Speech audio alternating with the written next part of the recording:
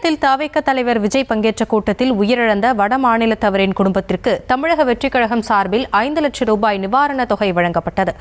இறந்தவரின் உடலை மகாராஷ்டிராவுக்கு எடுத்து செல்ல தவிக சார்பில் ஆம்புலன்ஸ் வசதி ஏற்படுத்தி கொடுக்கப்பட்டதை அடுத்து சேலம் அரசு மருத்துவமனையில் வைக்கப்பட்டிருந்த உடலை குடும்பத்தினர் பெற்றுக் கொண்டனர். சேலம் சீலநாயக்கன்பட்டியில் நடைபெற்ற தவிக நிர்வாகிகள் கூட்டத்தில் மயக்கமடைந்து உயிரிழந்த புலம்பெயர்ந்த தொழிலாளியான சூரஜ் என்பவர் இவர்தான்.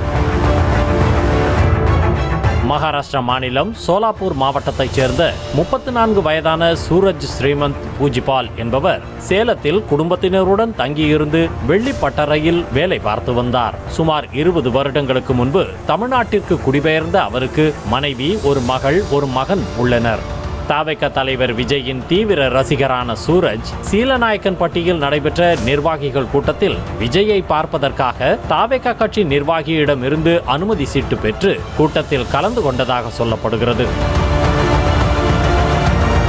உச்சி வெயிலையும் பொருட்படுத்தாமல் கால் கடுக்க நின்றபடி விஜயின் பேச்சை கேட்டுக் கொண்டிருந்த அவர் திடீரென மயக்கமடைந்ததை அடுத்து அருகில் இருந்தவர்கள் அவரை மீட்டு முதலுதவி சிகிச்சை அளித்து ஆம்புலன்ஸ் மூலம் அருகில் உள்ள தனியார் மருத்துவமனைக்கு அனுப்பி வைத்துள்ளனர். ஆனால் அங்கு சிகிச்சை பலனின்றி பரிதாபமாக உயிரிழந்தார் சூரஜ். இதையடுத்து அவரது உடல் சேலம் அரசு மருத்துவமனைக்கு எடுத்து செல்லப்பட்டு உடற்கூராய்வு செய்யப்பட்டது.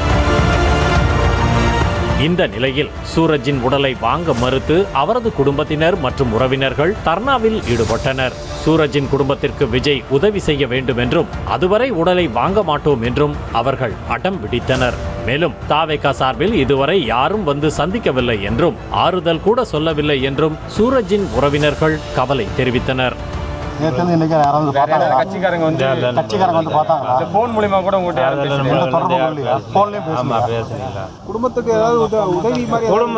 ஒரு சின்ன புள்ள இருக்குது, பையன் இருக்குது, அவங்களுக்கு கொஞ்சம் பார்த்து இது பண்ணணுங்க, ஹெல்ப் பண்ணணுங்க.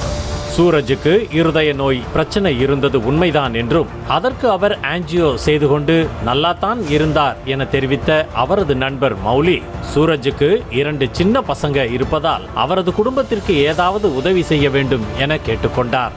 என்ஜிஓ ஒரு வாட்டி பண்ணாங்க, ஆனால் நல்லா தான் இருந்தார். இந்த 1.5 வருஷம் ஆயிடுச்சு எனக்கு பண்ணி, இது வரைக்கும் எந்த தொந்தரவுமே இல்லை. ட்ரீட்மெண்ட் எல்லாம் கரெக்டாக பண்ணார், எல்லாமே கரெக்டாக முடிஞ்சிருச்சு. இப்போ என்ன உடல் பெறுவீங்களா இல்லை பெற மாட்டீங்களா? இழப்பீடு கிடைச்சாதான். அவங்க குழந்தைங்க என்ன பண்ணுறது சார்? அதனைத் தொடர்ந்து சேலம் தவிக மத்திய மாவட்ட செயலாளர் பார்த்திபன் சூரஜின் மனைவி மற்றும் உறவினர்களிடம் சமாதானம் பேசி பிள்ளைகளின் படிப்பு செலவை ஏற்றுக்கொண்டு முதற்கட்டமாக 5 லட்சம் ரூபாய் நிவாரணத் தொகை வழங்கியுள்ளார். மேலும் சூரஜின் உடலை மகாராஷ்டிராவுக்கு கொண்டு செல்ல ஆம்புலன்ஸ் வசதியை ஏற்படுத்தியும் அவரது உடலுக்கு மாலை அணிவித்து மரியாதை செய்தும் அனுப்பி வைத்துள்ளனர்.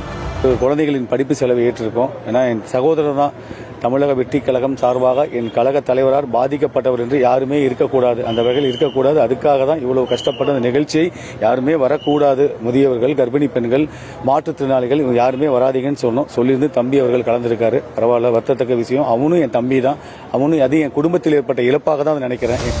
இதனை அடுத்து சடலத்தை பெற்றுக்கொள்ள சம்மதம் தெரிவித்த சூரஜின் குடும்பத்தினர் அவரது உடலை மகாராஷ்டிராவுக்கு எடுத்துச் சென்றனர்.